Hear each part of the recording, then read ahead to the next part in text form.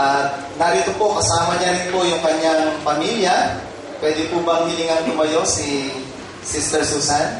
Yung po kanyang may bahay.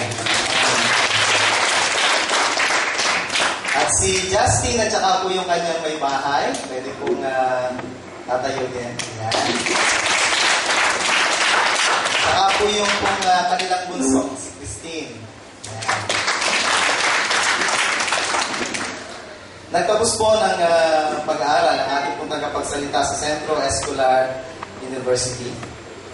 At siya po ay miyembro ng Philippine Dental Society. So alam niyo na po ngayon, ang ating pong tagapagsalita ay dentista. Siguro mamaya, ngingitian ko siya. Baka may problema ako sa ngipin, lalo na po dito sa may panga. Okay, yan. So, siya po ay officer po ng Bataan Chapter ng Philippine Dental Society. Bukod po sa mga ito, ay gusto ko pong sabihin din na ang ating pong tagapagsalita ay metodista sa puso, sa dugo. Ang dugong nananalaytay sa kanyang mga ugat ay dugong metodista. Sila po ay mga kaalit po sa sa Luwakan, UMC. At sa pamamagitan po niya ay pinapabot din po ni Kuya Bert din po pagbati po sa atin. Ang ating pong tagapagsalita sa kabila po ng maikling notice. Yan po yung isa sa hinangaan ko sa kanya. Sa kabila ng ilang araw na lang, ay kinausap po siya ng ating kapatid na Jel, o kapatid na Bang.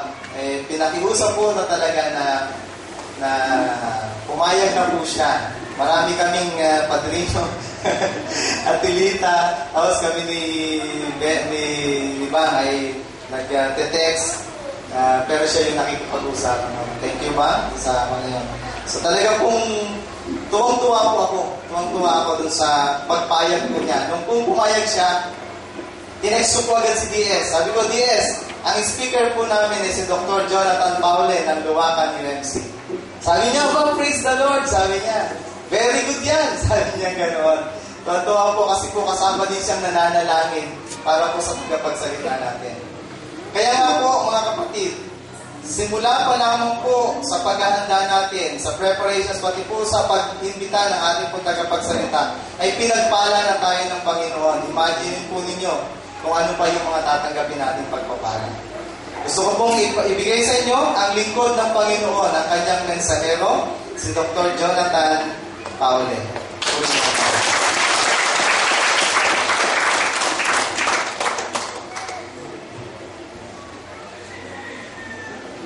Sandali po tayong manalangin.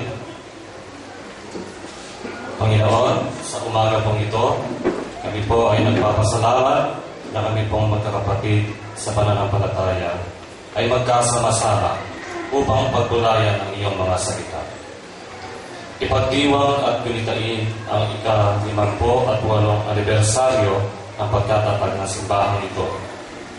Sa kabila po ng dinadanas ng buong iglesia, ay naniniwala po kami na together we stand with you, Lord.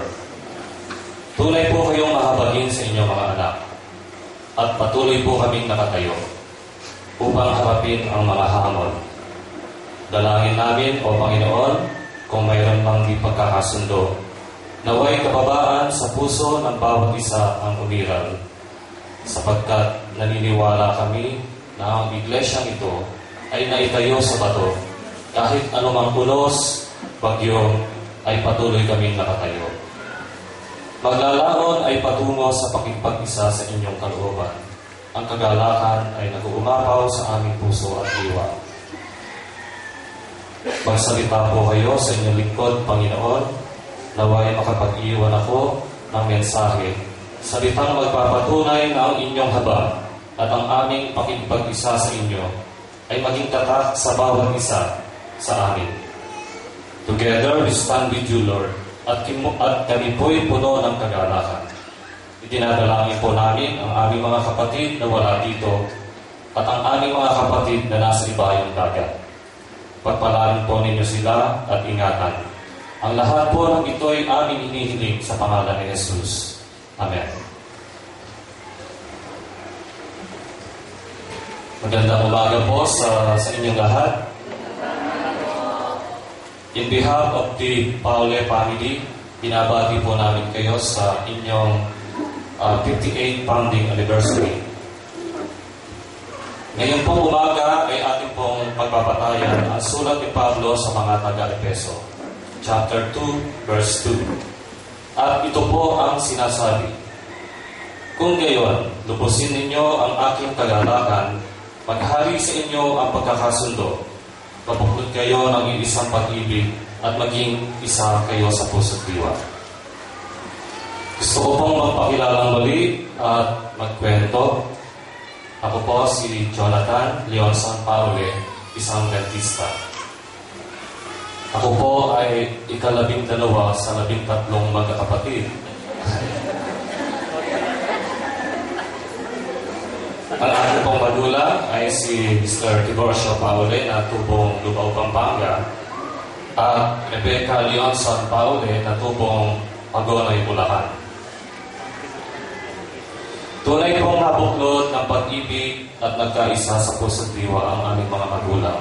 Kaya po siguro dumami kami sa aming pamilya.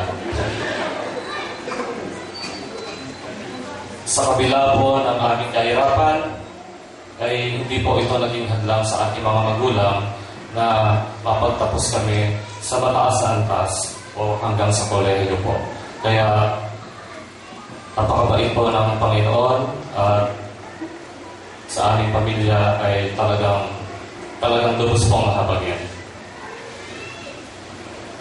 Ayon po sa aking ina, kung hindi po ako nagkakamali, maliit pa po ako noon, ay nagidinig na sa kanya na ang Metodista po pala ay nagsimula sa Dinalupihan.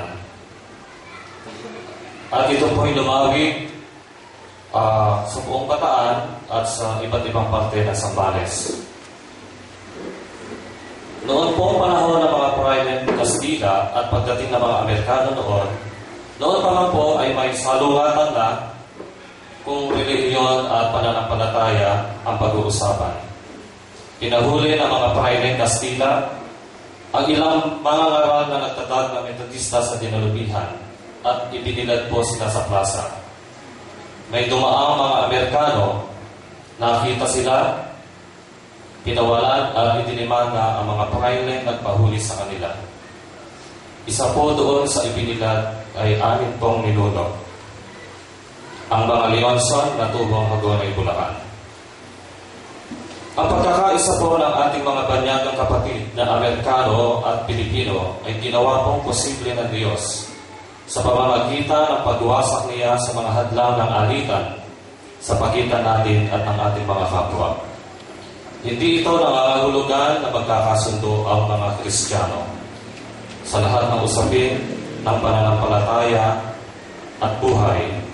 Subalit, kundi dapat tayo ay mga kaibigan sa isa't isa kay Kristo. Marahil kayo po ay nagtataka kung bakit ako po ang nagbibigay ng sermon dito sa harap niyo. Actually, ako rin po nagtataka. Kasi ang profession ko po, dentista, marami pa pong ihasa na pwede magsalita dito. Nandiyan po ang ating mga bishop, ang ating po mga pastor. Kaya pipilitin ko po. Sabi nga po, kahit hindi tayo magaling magsalita, mas matataing natin sila kung magsasalita po tayo ng punong-puno na pag-ibig. Noong po October 13, nagpapahinga na po ako sa aming bahay kasama ng aking pamilya. Tumawag po ang kapatid ko, si Lina, na from New Jersey. Si Lina po ang madalas na ka-Facebook ni Miss Gerald. Ang sabi po sa akin ni Lina, "Jonathan, pinadalang kita ng $500. Ako na ang magbabayad ng tuition ni Christine. Alam niyo po, hiyang-hiya po ako." Sabi ko, "Lina, wag na. Kasi meron naman akong budget. Huwag ka tatanggi. Kasi tuwing inuutusan ka namin, hindi ka naman tumatanggi." Bigla po niya siningit, "Jonathan, pupunta ka sa